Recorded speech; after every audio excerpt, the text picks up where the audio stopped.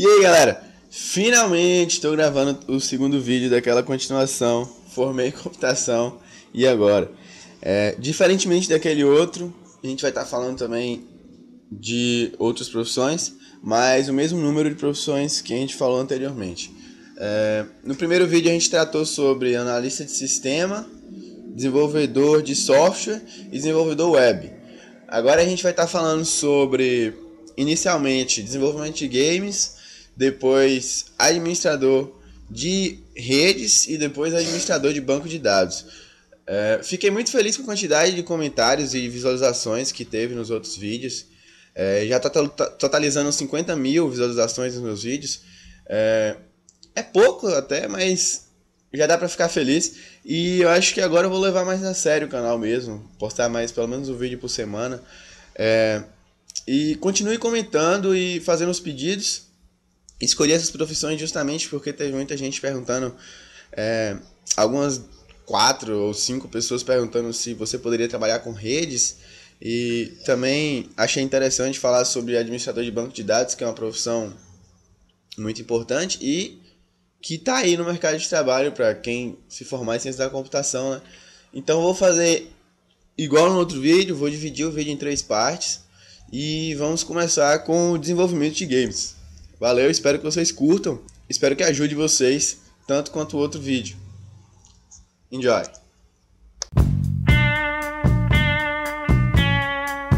Então, galera, desenvolvimento de jogos, ele é muito mais do que a gente imagina que é.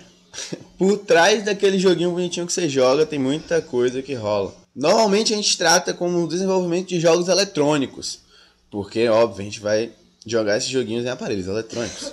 E ele é um processo na qual o game é produzido, esse desenvolvimento de jogos eletrônicos. A criação, ela ou é de responsabilidade de uma empresa, né, uma desenvolvedora de games, uma Blizzard, ou pode ser de uma pessoa só, né? Uma pessoa que trabalha sozinha e vai fazer o jogo dela. Existem alguns papéis durante a etapa de desenvolvimento de jogos. São elas, né? Os produtores, que são responsáveis pela coordenação geral de um projeto. Os designers, que são responsáveis pela jogabilidade, o conceito, as regras e até as estruturas do game. Tem também os artistas, que são responsáveis pelo grafismo do jogo. E eles criam a representação visual tanto dos personagens quanto dos cenários e todos os objetos que estão presentes no game. Ainda tem também os programadores, que são responsáveis pelos códigos, só código mesmo. Os engenheiros de som, que são responsáveis pela sonorização do game, né? Que um game tem várias etapas, inclusive a parte de produção do áudio podia ser explanada como uma parte muito extensa também dos games. E além disso tem os testadores, que eu queria ser um testador de game, mas eu não sou, infelizmente, que são responsáveis por analisar o game e documentar, né, os defeitos do software. E tudo isso faz parte do controle de qualidade de desenvolvimento de jogos eletrônicos. Os testadores são responsáveis pela qualidade. Se ele passar por um testador e o testador der ok, o game já pode estar sendo comercializado. Além disso, tem algumas partes do desenvolvimento, um processo de desenvolvimento que normalmente é dividido em 3 partes, né? Os conceitos da gerência de orçamento, que aí você vai se preocupar com o quanto dinheiro que sua empresa tem, quanto equipamento que você vai poder usar. Tem também a equipe, que é importante, você escolher uma boa equipe, é óbvio. E o conhecimento, que é importante em qualquer área. Então, isso são etapas fundamentais do processo de desenvolvimento de um game. E ao contrário da maioria, o engraçado é que ao contrário da maioria dos softwares corporativos, no caso, os softwares que são criados por uma empresa ou são criados para a venda, que ao contrário da maioria dos softwares, o game ele é desenvolvido através não de métodos cíclicos, que normalmente a gente usa os métodos cíclicos para dividir o trabalho e tal, mas a gente vai estar usando. Por exemplo, podemos usar o desenvolvimento ágil de software, que é uma técnica, né, para pequenas equipes, e também podemos estar usando o processo de software pessoal, que está servindo para grandes equipes. Antes de começar essa produção do game, todos esses processos que eu falei, tem a pré-produção do game. Então, primeiramente, a a pré-produção se preocupa com a ideia, o conceito do game, né? A meta da pré-produção é produzir uma documentação, no caso o plano, e essa documentação é dividida em várias partes. Começando pelo High Concept Document, que faz uma descrição inicial sobre o jogo, né? Aí pode ser o tipo de jogo, as fases, as histórias. Depois a gente tem o Pitch Document, que faz uma descrição sobre o campo de atuação do jogo, o mercado, que tipo de consumidor, publicidade, exposição, etc e tal. Temos o Concept Document, que faz uma descrição sobre o jogo mais técnica, né? A plataforma, a linguagem de programação, as aplicações utilizadas. E temos também o Game Design Document, que antes de começar a produção faz uma associação de todos os documentos anteriores. Podemos referir a ele como sendo um protótipo virtual. E depois desse protótipo virtual, temos o protótipo, que é realmente a implementação do desenho do documento. Aí a gente já começa a testar os algoritmos, os modelos e as funções durante os cenários que já estão sendo implementados. Então, sua principal meta, no caso do protótipo, é testar, adicionar e modificar os recursos do game. Geralmente, são usadas diversos tipos de ferramentas para isso. Depois que a gente passa dessa pré-produção, a gente tem um processo realmente de desenvolvimento do game. E aí que começa a parte que as pessoas começam a ver o jogo bonitinho. Começa a ver o desenhozinho e se preocupar com o design, a jogabilidade mesmo e por aí vai. A produção principal se dá pelo código-fonte e também pelo desenvolvimento dos ativos. Os ativos que a gente diz são os objetos 3D, o cenário, personagens e por aí vai. Os programadores ficam responsáveis pelo desenvolvimento do código-fonte, enquanto os artistas eles desenvolvem esses ativos. E também entra aqui os engenheiros de som, que começam a desenvolver os efeitos. Os compositores também começam a compor as músicas. Os level designers começam a criar os níveis. E também aquelas cenas que a gente não joga, aqueles vídeos que ficam passando no game, né? Então, existem algumas etapas também do desenvolvimento. Vou começar a citar pelo design. O design, né, é formado pelos artistas, que vão justamente desenvolver os ativos, que é o que eu já falei, os objetos 3D e os cenários. A programação mesmo, que fica na parte dos programadores. Criação de níveis, que vai pro level design, né? O level designer se preocupa justamente em criar a fase do jogo, os cenários, os vídeos que você não joga, que só aparece durante o game. E tem a produção própria que a gente fala, que é a produção do áudio, que é composta por 3 partes, né? Que são os efeitos de som, que são todos aqueles efeitos legais que você vê no game, tiro e tal, aviões passando. Tem a música que acompanha todo o game, inclusive tem games que são elogiados principalmente pela sua trilha sonora, para você ver o quanto é importante, né, a presença do produtor de áudio. E tem ainda também, além da música, dos efeitos de som, os atores de voz, que são as vozes que a gente escuta nossos personagens falando durante o game. E além disso, a última fase, que é a fase de teste, né?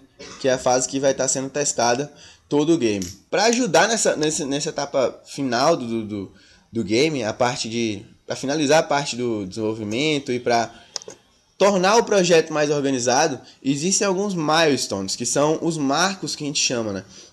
Então, existem uns 6 marcos que vai estar definindo em que etapa de desenvolvimento que o game está. Então, por exemplo, First Playable, que é a primeira etapa, é a primeira versão jogável, sem grandes implementações e geralmente apresentada somente em locação interna, né? Dentro da empresa mesmo, para fazer alguns testes e tal. A Alpha é a fase onde todas as funcionalidades de jogabilidade já estão disponíveis.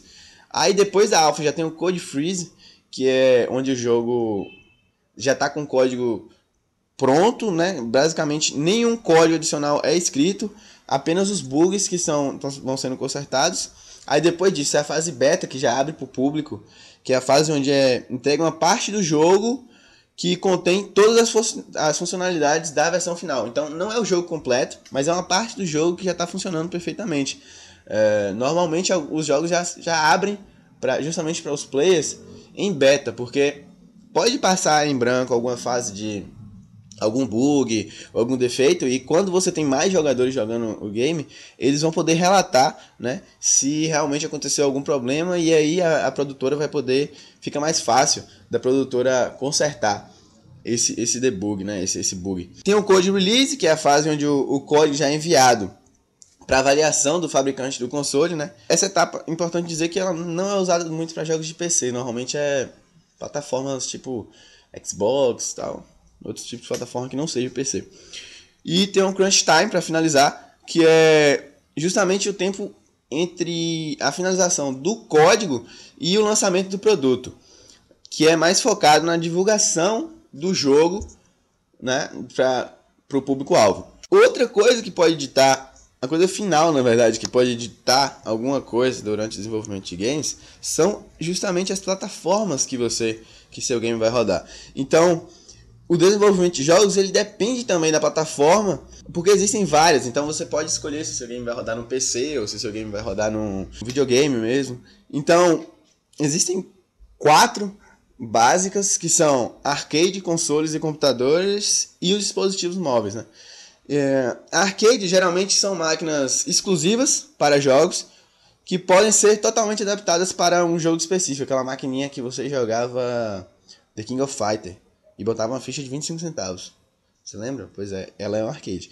Tem os consoles, que apesar de serem máquinas, né, feitas com objetivo exclusivo para jogos, elas não podem ser customizadas como os arcades. Tem um hardware limitado, que torna mais fácil a questão da portabilidade, mas também pode limitar os recursos de desenvolvimento. Então, no caso, o console, por exemplo, o Xbox é um console, o PlayStation 3 é um console, e ambos são limitados. Por exemplo, o PlayStation 3 ele tem leitor de Blu-ray, o Xbox 360 não tem. Então, essas limitaçõezinhas podem fazer diferenças na hora de você se preocupar com a implementação do game. Então, por isso que também é importante a plataforma que você vai estar desenvolvendo. Além do arcade e console, tem os computadores, né, que são nossas máquinas mesmo, onde a gente vai estar sendo capaz de jogar, que a gente tiver uma plaquinha de vídeo boa, dependendo do game. E tem para finalizar, os dispositivos móveis, que hoje em dia todo mundo tem um smartphone, e plataformas como celulares, né, que geralmente têm um poder de processamento mais fraco. Eu não diria até mais fraco, tem processador hoje que já está mais forte do que muitos processadores que a gente tem em alguns computadores por aí. Mas tem os dispositivos móveis também, então o game também pode estar sendo desenvolvido para esses dispositivos móveis, celulares, tablets e por aí vai. Então, para você ver como é grande a etapa de desenvolvimento de game, é tudo bem planejado, tudo bem minucioso mesmo. É complicado pra caramba desenvolver o game, porque como vocês podem ver, cada etapa dessa que passa é uma chance mais de ter um errinho ali. Então, cada errinho que passa vai ter que ser corrigido, e fazer game não é fácil não. Você pode gostar de jogar, mas se você for contratado para fazer um game mesmo, vai ter uma boa dor de cabeça por um bom tempo. Dá um trabalho legal. Então, é isso, desenvolvimento de games. Vamos passar agora para administrador de redes. Espero que ajude vocês, tanto quanto o outro vídeo. Enjoy! E aí, falar sobre administrador de redes. Vamos lá? O administrador de rede, ele é o nome que a gente dá. Normalmente é responsável por projetar e gerenciar a rede de computadores. De acordo com ele mesmo, se a rede for local, ou no caso de pessoas que trabalham em empresas ou órgãos, normalmente é alguém que gerencia as atividades do administrador de rede. Então, de acordo com o que a pessoa que está gerenciando pedir, você vai estar fazendo as modificações no banco, na rede. Então, a principal atribuição realmente do administrador de rede é gerenciar a rede. E qualquer fator, né, qualquer recurso computacional que esteja direto ou indiretamente ligado com a rede, vai ter que estar sendo cuidado pelo administrador da rede. O perfil do profissional, ele não necessariamente precisa ser formado. É uma coisa que às vezes pode interessar alguém que não tem paciência para se formar. Recomendo fortemente que, se você quiser trabalhar como administrador de redes, você estude ciência da computação, ou até tem um curso, rede de computadores, né? E eu acho que é importante a pessoa ter um nível superior para justamente entender mais sobre a área e não ficar restrito só, né? No caso, a trabalhar só com rede sua vida inteira. Não necessariamente o cara que vai trabalhar como administrador de rede precisa ser formado, mas seria interessante, né? Por que você não precisa ser formado? Porque a profissão não existe aí na regulamentação, como muitas áreas da computação. Então, se não tem a regulamentação, você não tem que cumprir nada. Você só, se você quiser ser administrador de rede, sendo uma pessoa que faz letras, você pode ser. Mas você tem que se garantir, ou seja, você tem que saber bastante de rede para poder se candidatar a ser um administrador de rede. Existem alguns também, diferente de algumas outras possíveis profissões, nessa existem muitas certificações. Cada vez que você consegue acumular mais no seu currículo, quer dizer que você é um profissional que sabe ainda mais do que o outro profissional que não tem essa certificação. Você se torna um profissional mais valorizado no mercado de trabalho. Vou falar algumas que existem. Clássica, né, que é considerada por muitos fundamental para quem quer trabalhar com redes, que é a Cisco. Temos algumas certificações da Microsoft, algumas Linux LPIC1, LPIC2, LPIC3 e as da Microsoft MCP, MCSA e MCSE. É interessante que o profissional de rede também, além de seja formado, seja uma pessoa muito dinâmica e que tem interesse em buscar, né, as alternativas mais técnicas e gerenciais, justamente através mesmo daquela coisa exaustiva de ficar correndo atrás do sempre o melhor, da dedicação mesmo em estudar redes e você sempre se dedicar a ser o melhor e estar sempre atualizado. Então é importante que o administrador de rede seja bastante dinâmico, prestativo, comunicativo, porque você vai precisar dessas coisas quando você tiver que trabalhar com uma equipe grande. Normalmente também, se você é um administrador de rede, todo mundo vai ter que falar com você algum dia, quase na empresa. Então, fica como que você fosse um mediador da comunicação, trabalhando não só a questão física, né, a questão técnica, mas também a administrativa da rede local.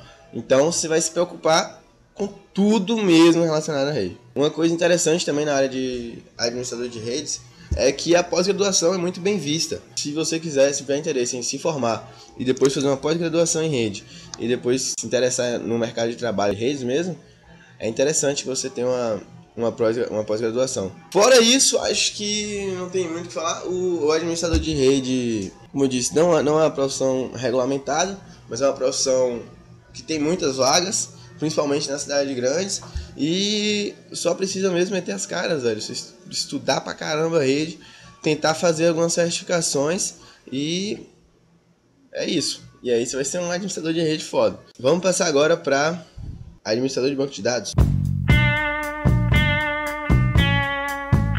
Para finalizar, falar de administrador de banco de dados, que normalmente a gente não chama assim de administrador de banco de dados, a gente chama por uma sigla em inglês, DBA, que significa Database Administrator. O Database Administrator, ele tem que instalar, configurar, atualizar, manter online, cuidar, amamentar o banco de dados ou um sistema de banco de dados. Existem algumas habilidades que você tem que possuir para ser um DBA. Entre elas, né, o conhecimento na linguagem estruturada de SQL, também saber a estrutura de banco de dados em diagramas de entidade de relacionamento, que são diagramas para representar o banco de dados de uma forma mais compreensível, com nível de compreensão mais baixo. Se você conseguir ver um diagrama de entidade de relacionamento, ter a oportunidade de procurar, você vai conseguir entender, provavelmente, né? É composto de entidades, relações e tal, é justamente para montar um esquema, um diagrama de um banco de dados. Também é interessante ter entendimento básico na arquitetura de computadores, né?